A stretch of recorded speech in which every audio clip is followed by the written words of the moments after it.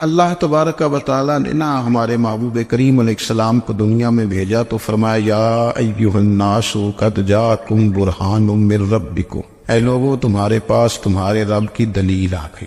اللہ تبارک و تعالیٰ نے محبوب پاک علیہ السلام کو سراپا دلیل بنا کے بھیجا۔ باقی انبیاء کرام علیہم السلام کے پاس بھی اپنی نبوت کے دلائل کے طور پر بے شمار معجزات تھے، اور حضور کریم علیہ السلام کے تو پورے وجود کو ہی اللہ نے معجزہ بنایا، اور نبی پاک صلی اللہ تعالی علیہ وآلہ وسلم کی نبوت کی دلیلیں، حضور کے رسالت کے مستحکم دلائل جگہ جگہ آپ کو ملیں گے۔ سب سے پہلی چیز تو یہ سمجھنے والی ہے کہ نبی پاک علیہ السلام نے جس چیز کو سب سے پہلے اپنی نبوت کی دلیل کے طور پر بیان فرمایا وہ حضور کا کردار ہے، سیرت ہے، عمل ہے، حضور کا لوگوں کے ساتھ رویہ ہے۔ نبی پاک علیہ السلام کی تبلیغ کے 3 دور ہیں۔ ایک تو حضور نے اپنے قول سے تبلیغ فرمائی، وہ 40 سال کی عمر سے محبوب نے اعلان فرمایا اور تبلیغ کی، اور ایک نبی پاک صلی اللہ تعالی علیہ وسلم بالواسطہ حضور کی تبلیغ ہے جو آج تک جاری ہے۔ امت کے علماء، مشائخ، مبلغین حضور کے دین کو آگے پھیلا رہے ہیں، تو دراصل یہ بھی تبلیغ رسول پاک علیہ السلام ہی کی تبلیغ۔ اور ایک حضور کی تبلیغ کا دور ہے، حضور کی پیدائش سے لے کر ولادت مبارکہ سے لے کر حضور علیہ السلام کے اعلان نبوت تک۔ اس دوران نبی پاک نے جو تبلیغ فرمائی ہے وہ اپنے کردار سے فرمائی۔ عرب کا وہ معاشرہ جو بڑا میلا کچیلا گدلا ہو چکا تھا، جس کے اندر سراسر مادہ پرستی کا زور تھا، جس کے اندر لوگ انسانوں کی خرید و فروخت کرتے تھے، جس کے اندر بیٹیوں کو زندہ دفن کر دیتے تھے، جس کے اندر جو آدمی جتنا زیادہ مضبوط ہوتا تھا اتنا زیادہ لٹیرا بن جاتا تھا، اس معاشرے کے اندر رسول کریم علیہ السلام نے 40 سال گزارے، اور اس طرح گزارے کہ جو بیگانے بھی تھے وہ بھی کہا کرتے تھے یہ صادق ہے، یہ امین ہے۔ اور جب حضور نے اعلان نبوت کیا تو فرمایا، یہ قرآن مجید کے لفظ ہے، فرمایا فَقَدْ لَبِثْتُ فِيكُمْ عُمَرًا مِّن قَبْلِهِ أَفَلَا تَعْقِلُونَ، میں تمہارے بیچ عمر کا ایک حصہ گزار چکا ہوں، تمہیں عقل نہیں ہے، شعور نہیں ہے۔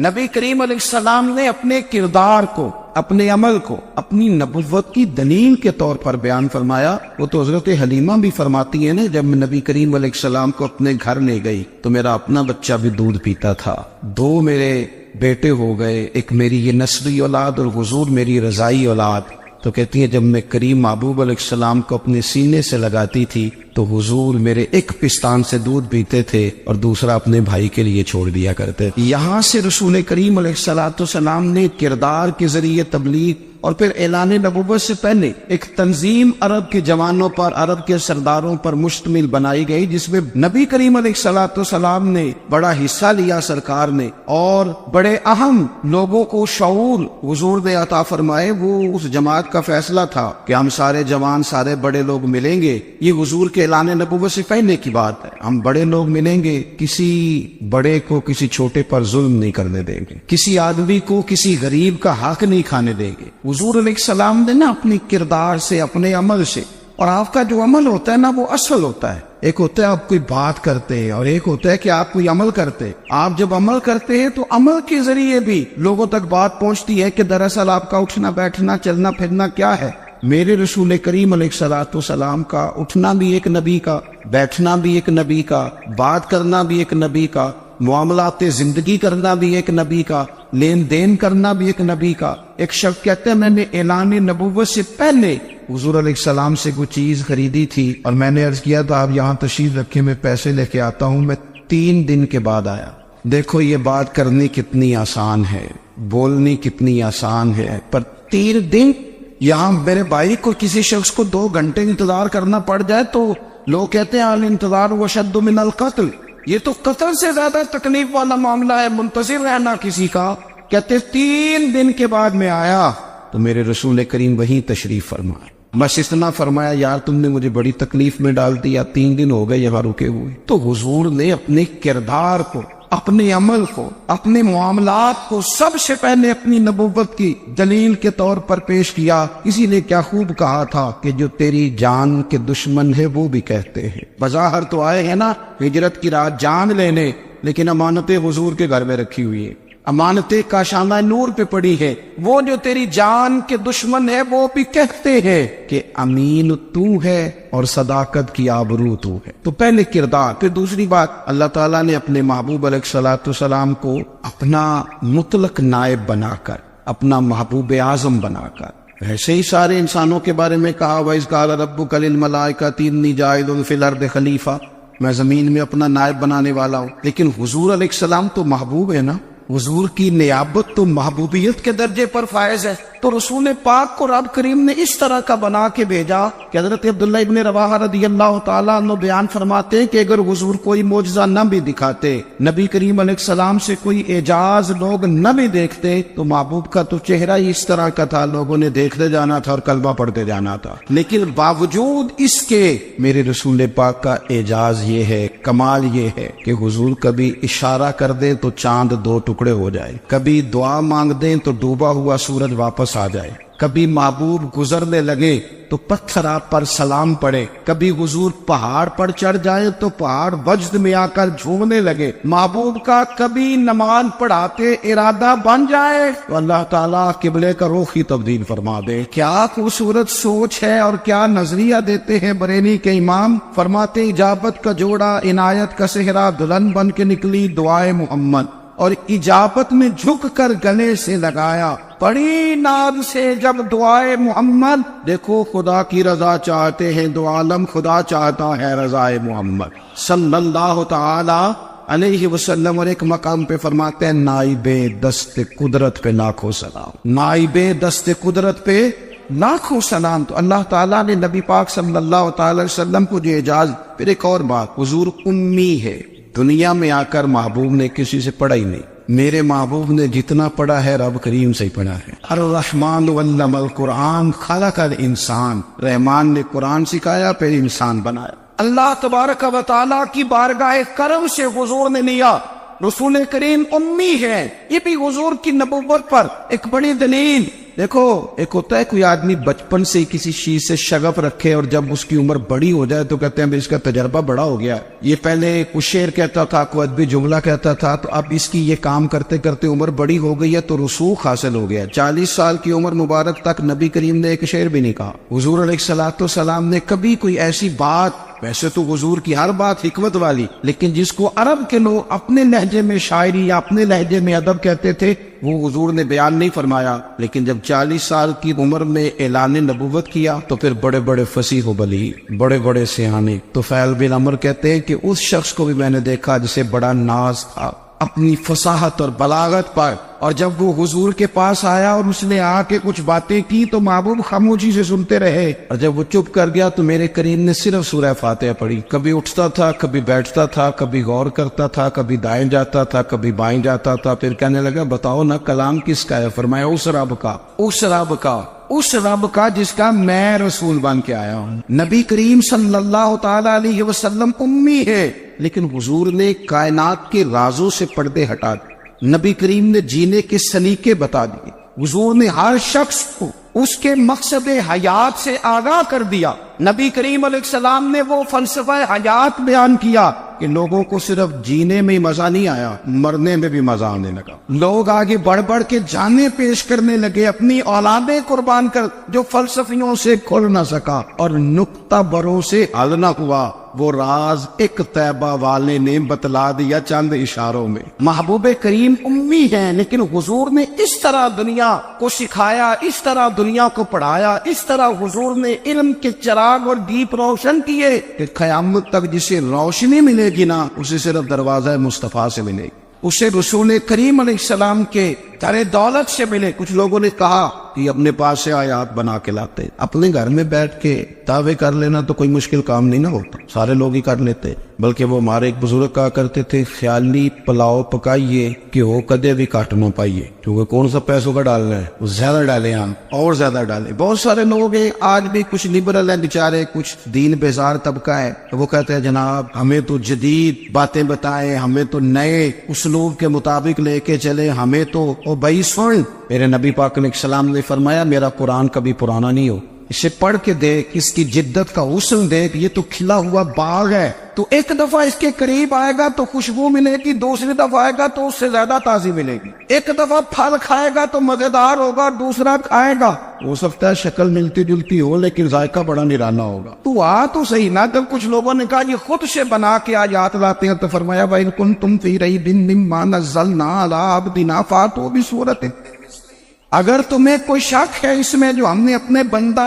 خاص میں نازل کیا ہے تو تم بھی اس جیسی ایک آیت بنا کے لاؤ۔ اور چلو چیلنج کھلا دے دیا، فرما وَادْعُوا شُهَدَاءَكُم مِّن دُونِ اللَّهِ، اللہ اور اللہ والوں کو چھوڑ دو، تفسیری ترجمہ عرض کر رہا ہوں، یعنی صحابہ کو چھوڑ دو، حضور کے ماننے والوں کو چھوڑ دو، باقی ساری دنیا کے کافر اکٹھے ہو جاؤ، ایک آیت بس قرآن جیسی لے کے آؤ، ایک آیت لے کے آؤ، ان کو تم صادقین، اگر تم سچے ہو۔ جوانوں سنو، کہا ایک آیت، اور یہ چیلنج آج تک قرآن مجید کا موجود ہے، آج تک وَإِن كُنتُمْ فِي رَيْبٍ مِّمَّا نَزَّلْنَا عَلَىٰ عَبْدِنَا فَأْتُوا بِسُورَةٍ مِّن مِّثْلِهِ، تم قرآن کے مقابلے کی ایک صورت لے کے آؤ اور سارے حمایتی اکٹھے کر لو اپنے۔ ان کنتم صادقین، اگر تم سچے ہو۔ جواب تو ادھر سے آنا تھا نا، لیکن کائنات کے رب نے جواب بھی خود دیا، فرمایا فَإِن لَّمْ تَفْعَلُوا وَلَن تَفْعَلُوا، اگر تم نہ لا سکے، اور فرمایا تم لا سکتے بھی نہیں، نہ خنجر اٹھے گا نہ تلوار تم سے، یہ بازو میرے آزمائے ہوئے، وَلَن تَفْعَلُوا، تم لا بھی نہیں سکتے، فَاتَّقُوا النَّارَ الَّتِي وَقُودُهَا النَّاسُ وَالْحِجَارَةُ، پھر اس آگ سے ڈر جاؤ جس کا ایندھن آدمی اور پتھر ہے۔ اعدت للکافرین، بنائی کافروں کے لیے، مومنوں کے لیے تو رب نے جنت بنائی ہے۔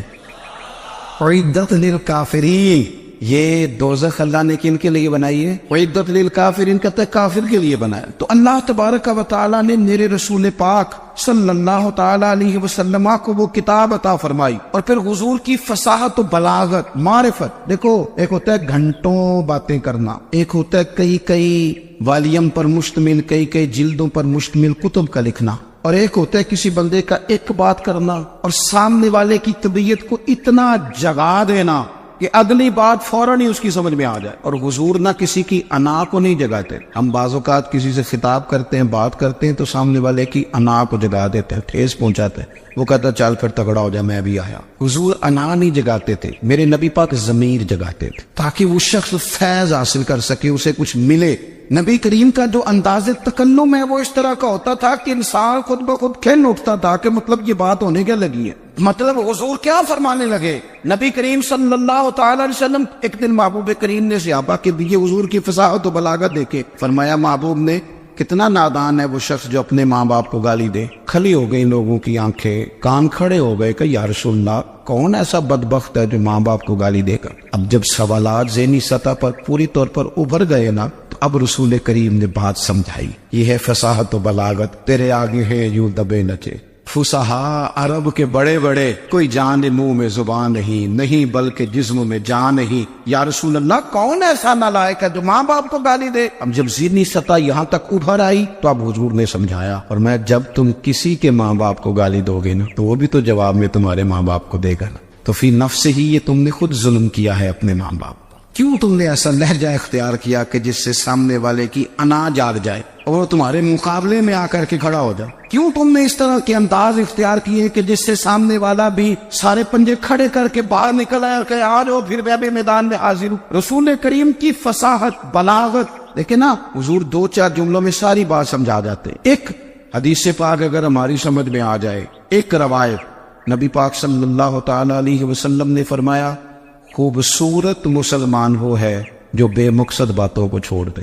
لو، اس سے پوری زندگی سجائی جا سکتی ہے ایک جملے سے، کوئی لمبی چوڑی باتوں میں جانے کی ضرورت نہیں۔ کہا خوبصورت مسلمان یہ ہے جو بے مقصد باتوں کو چھوڑ دے، نہ یعنی باتوں کو۔ کیا کہتے ہیں ہمارے دیہات کے لوگ، جڑے پنڈ جانا نہیں اودا راہ پوچھنے دی، لیکن آج کل لوگ باز آندے، یعنی جس بات کا بالکل تعلق نہیں نا وہ بات بھی کرتے جاتے، جس کا شعبہ ہی نہیں وہ بھی چھلانگ لگا کے اس میں آ جاتا ہے۔ ہم اپنا وقت ضائع کرتے، اپنی صلاحیتیں ضائع کرتے، اپنا نقصان کرتے، ہم اپنا کام صحیح کر کے نہیں کرتے اور دوسری ساری دنیا کو ٹھیک کرنا چاہتے ہیں۔ او بھائی، آپ جس جگہ جس شعبے سے تعلق رکھتے ہیں آپ اپنے معاملات میں مضبوطی پیدا کریں۔ حضور نے اپنی فصاحت کے ساتھ، بلاغت کے ساتھ لوگوں کو قائل کیا، اور قرآن مجید کی تاثیر کا یہ اثر میرے کریم رسول نے دکھایا کہ رات کو جب حضور بیٹھ کے قرآن پاک پڑھتے تھے نا، جب یاسین والے نبی خود یاسین کی تلاوت کریں، جب طٰہٰ والے محبوب خود طٰہٰ کی تلاوت کریں، غور کرو نا، جب مدثر والے محبوب خود ان جملوں کو ادا کریں، یعنی جن کے بارے میں آیت آئی ہے،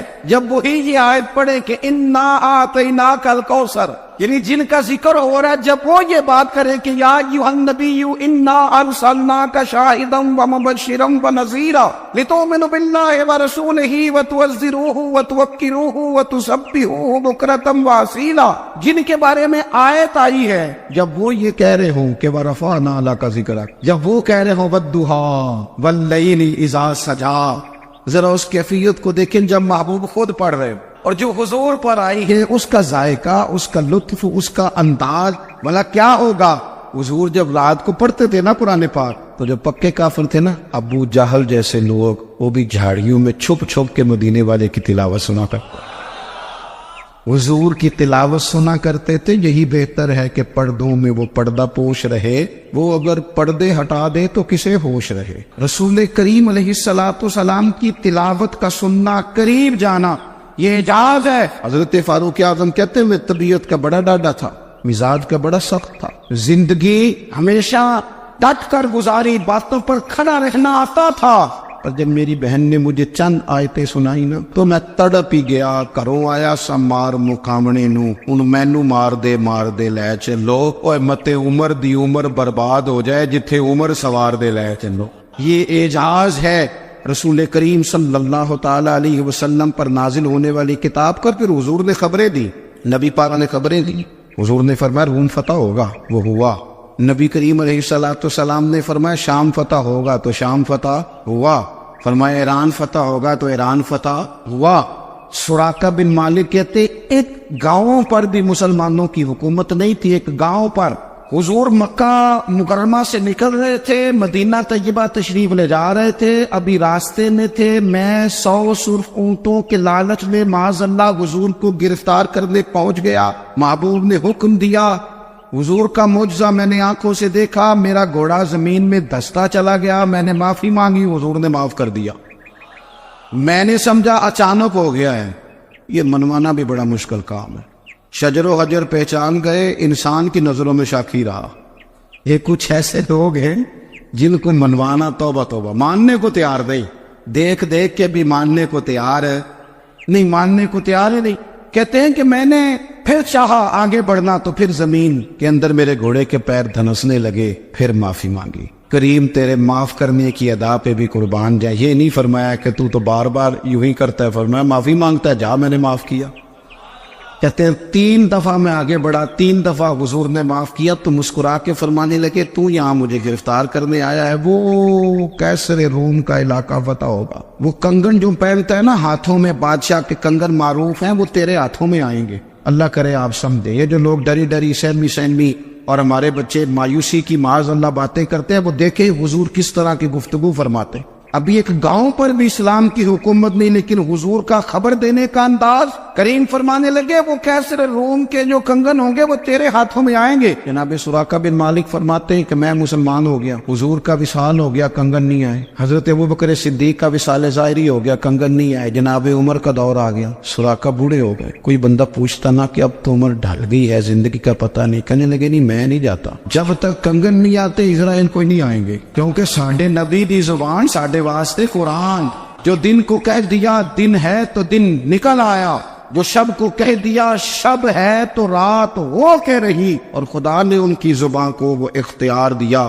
جو نکلی منہ سے ان کے وہ بات ہو کے رہی۔ فاضل برینوی کا تو انداز ہی پر انوکھا ہے نا، وہ تو کہتے ہیں وہ زبان جس کو سب کن کی کنجی کہے، جس کو سب کن کی کنجی کہے، اس کی نافذ حکومت پہ لاکھوں سلام۔ کہنے لگے نہیں آتے حضرت اسرائیل، فکر نہ کرو، بوڑھے ہو گئے تھے، نکلنا گھر سے بند کر دیا تھا، حضرت عمر کا دور تھا، کنگن آ گئے۔ حضرت فاروق اعظم نے ان کے پوتوں سے، نواسوں سے، بچوں سے کہا جاؤ بلا کے لاؤ، کا دادا جان بوڑھے ہیں، فرمایا تم کان میں کہہ دینا کنگن آ گئے۔ پھر تم دیکھنا تو صحیح، پھر حضرت سراقہ آئے، حضور نے جو خبریں دی، نبی پاک علیہ الصلوۃ والسلام نے جو گزشتہ قوموں کے احوال بیان کیے، اور پھر میرے نبی پاک علیہ الصلوۃ والسلام نا دنیا میں عزتیں دینے آئے۔ یہ مزاج ہمیں کم کرنا چاہیے، یہ جو ہم ساری زندگی اس کام میں لگا دیتے نا کسی کو نیچا کیسے دکھانا ہے، یہ انداز حضور نے نہیں ہمیں دیا۔ اب دیکھو حضور تشریف لائے تو ہمیں پتہ چلا کہ حضرت یوسف جیسا سونا کوئی نہیں، حضور تشریف لائے تو ہمیں پتہ چلا کہ حضرت داؤد جیسی خوبصورت آواز کسی کی نہیں، حضور تشریف لائے تو ہمیں پتہ چلا کہ جناب عیسیٰ علیہ السلام کا فقر اختیاری کس طرح کا، محبوب لال کس طرح کا تھا۔ یہ تو حضور آئے تو نبی پاک علیہ السلام نے اس کی بھی عظمت بیان کی، اس کی بھی شان بیان کی۔ حضور نے بتایا کہ ابو بکر صدیق کی شان کیا ہے، فاروق اعظم کا مرتبہ کیا ہے، عثمان غنی کی حیا کیا ہے، مولا علی کی شجاعت کیا ہے، اہل بیت نبوت کی عظمت کیا ہے۔ حضور آئے عزتیں دینے، ماں کو عزت دی مدینے والے رسول، کہا جس کا باپ راضی ہو گیا اس کا رب راضی ہو گیا۔ فرمایا جو 2 بیٹیاں 3 بیٹیاں 4 بیٹی بہنیں یا 1 بیٹی یا بہن بیاہ کے آ گیا نا، اس طرح میری 2 انگلیاں جڑی ہوئی ہیں، میرے ساتھ جڑ کے جنت میں جائے گا۔ رسول کریم صلی اللہ تعالی وسلم نے عزت دی۔ حضور عزتیں دینے، کوئی اعزاز نہیں، ان پڑھ بندہ ہے، سادہ ہے، غریب ہے، مزدوری کرتا ہے، ہاتھوں پہ چھالے، یا رسول اللہ اس کا بھی کوئی اعزاز ہے؟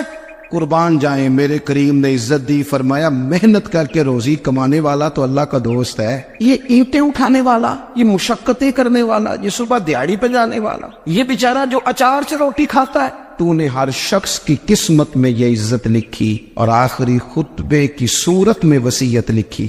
رسول کریم نے ہر بندے کو اعزاز دیا، عظمتیں دی، حضور عزتیں دینے آئے، نبی پاک علیہ السلام نے اعزازات دیے، حضور نے نوازا۔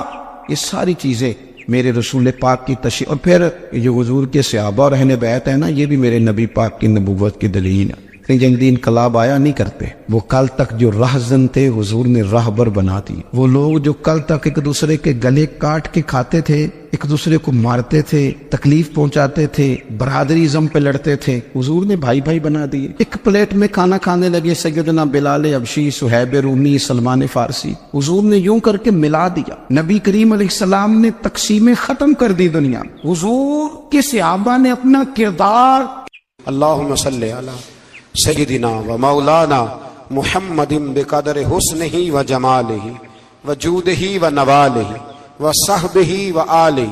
اللہم صلی علی سیدنا و مولانا محمد معدن الجود والکرم و آلہ و صحبہ و بارک وسلم یا ارحم الراحمین یا ارحم الراحمین یا قاضی الحاجات یا مجیب الدعوات یا حلال المشکلات یا دافع البلیات یا مسبب الاسباب یا قاضی الحاجات یا رحمان یا اللہ یا کریم یا اللہ یا ستار یا اللہ یا غفار یا اللہ یا کریم یا اللہ یا عزیز یا اللہ یا ستار یا اللہ۔ اے ہمارے پروردگار، 10 سال پورے ہو گئے، خدا بندہ ایک چھوٹا سا پیغام تھا، تو نے فضل فرما دیا۔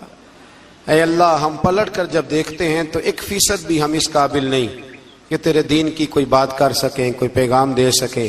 اللہ، کئی سالوں سے یہ دوست صبح کی نیند چھوڑ کے یہاں حاضر ہوتے رہے، مائیں، بہنیں، بچیاں، بوڑھے، بچے، اے اللہ بندوبست کرنے والے سب سے پہلے آتے رہے۔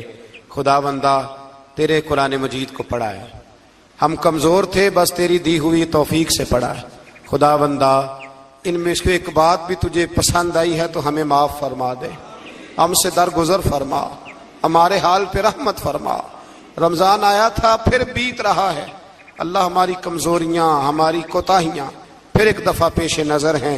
اے عرش و فرش کے مالک، برے ضرور ہیں، کمزور ضرور ہیں، گناہگار ضرور ہیں، پر تو ہمارے دلوں کے حال جانتا ہے، ہم تیرے غدار نہیں ہیں۔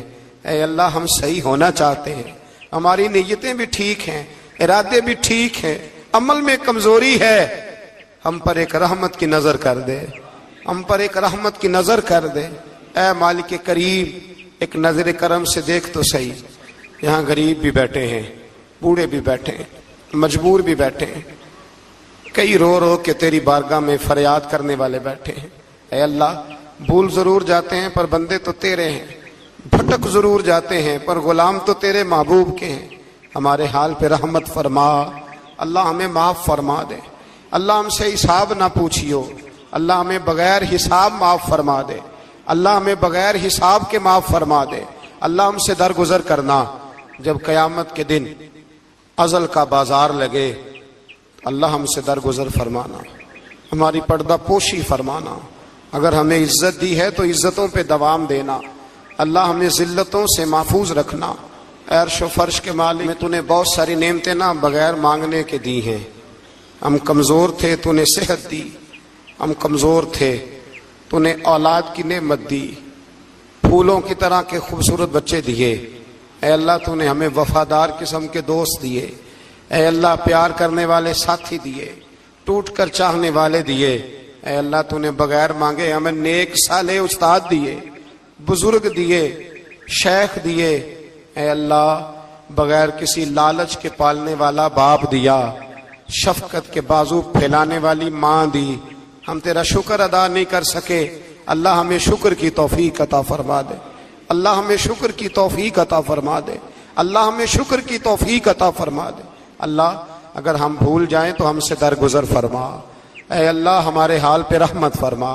میں صبح دیکھتا رہا کس طرح بوڑھی مائیں گاڑیوں میں بیٹھ کے آتی ہیں, بہنیں گاڑیوں میں بیٹھ کے آتی ہیں. اللہ ان بیچاریوں کے کئی دکھ بھی ہیں, ان کی کئی تکلیفیں بھی ہیں. یہ کئی جگہ آزمائش کا شکار. ایک بزرگ فون کر کے کہہ رہے تھے بیٹی بڑی پریشان ہے. اللہ کریم سب پہ اپنا فضل فرما دے. ہم دنیا کے دھتکارے ہوئے تیرے دروازے پہ آ کے بیٹھ جاتے ہیں. ہماری مدد فرما. ہمیں لوگوں کا محتاج نہ فرما. اے اللہ یہ بوڑھے بیمار لوگ جو صبح چل کے تیرے اور تیرے محبوب کی رضا کے لیے آتے رہے, ان کے قدموں کو قبول فرمانا, ان کی کوششوں کو قبول فرمانا.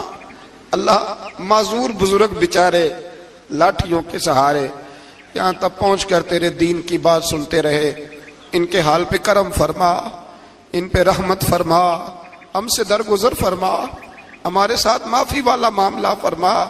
اے اللہ مائیں بہنیں بچیاں بیچاری اللہ شوق سے ذوق سے آتی رہیں. خداوندہ ان کے دکھ دور فرما دے, ان کو آزمائشوں سے نکال دے. جو بیچاریاں اولاد کے لیے روتی ہیں اور کہتی ہیں ایک بیٹی ہی مل جائے سسرال میں رہنے کے قابل ہو جاؤں, اللہ ان پہ رحم فرما دے. جو جس حال میں پریشان ہے اس کی مدد فرما دے. تیرے محبوب کی امت بڑی پریشان ہے. اے اللہ ختم قرآن کا موقع ہے, رمضان کی جاتی ہوئی گھڑیاں ہیں.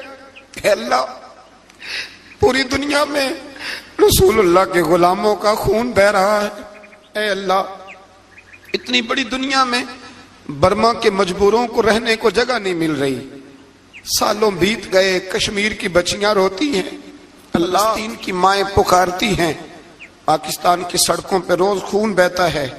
ہم نے بڑی بڑی کوشش کر کے بڑے بڑے لوگوں کے وعدوں پہ اعتبار کیا. اے اللہ اب تو ہماری مدد فرما, ہماری مدد فرما, غریبوں کی مدد فرما, یتیموں کی مدد فرما. اے اللہ جو سڑکوں پہ جھونپڑیوں میں ہیں ان کی مدد فرما. اے اللہ جو بیچارے چھابڑی فروش ہیں ان کی مدد فرما. جہاں جوان بچیاں ہیں ان کی مدد فرما. اے اللہ غریبوں کی مدد فرما, مجبوروں کی مدد فرما. اے اللہ تنگ دست لوگوں کی مدد فرما, بیماروں کو شفا دے دے, مقروضوں کو قرضوں سے رہا کر دے, تنگ دستوں کو وسعت دے دے. ہمارے وہ مشائخ, ہمارے وہ بزرگ انہوں نے ہمیں یہاں تک پہنچایا, ان کی قبروں پہ رحمتوں کا نزول فرما, ان پہ کرم نوازیاں فرما. جن کے عزیزوں رشتہ داروں میں سے کوئی دنیا سے چلا گیا ہے, اللہ جن کے ماں باپ رخصت ہو گئے ان کی قبریں نور سے بھر دے, رحمت سے بھر دے. ربنا اغفر لی ولوالدی وللمؤمنین یوم یقوم الحساب.